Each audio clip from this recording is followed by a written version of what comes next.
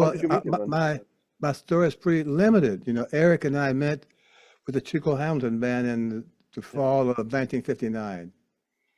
He had a band of Chico Hamilton drums and singing you know.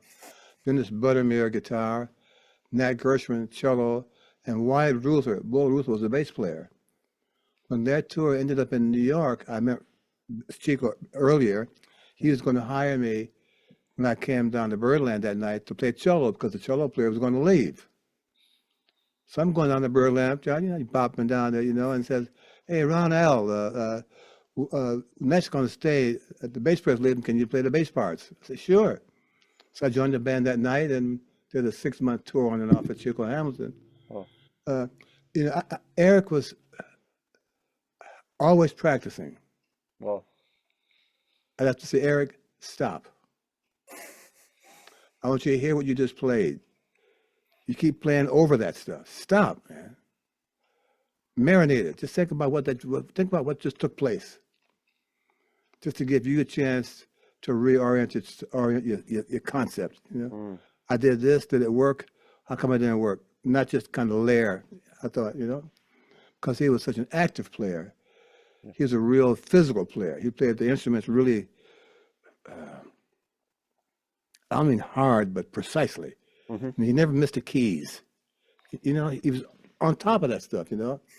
And I was thinking that if you keep staying on top of him, you're going to miss the good notes because you're banging them so hard. Just stop. hmm He'd go outside and play with the birds and all that really silly shit, you know.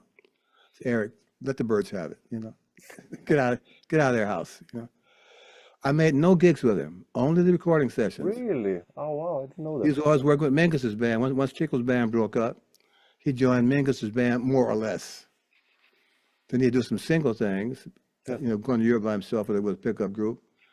At that time, I was already working with other groups, Randy Weston, yeah, Herbie Mann, Betty Carter. I was kind of getting busy in the freelance world. And I didn't, first of all, he already had a bass player working with him with these groups, Mingus or wherever they were, you know. And Richard Davis, you had yeah, some yeah, great guys obviously. playing Yeah, with of him, course. man. So there was no need for me to be playing with him because he already had a bass player in those groups, so to speak.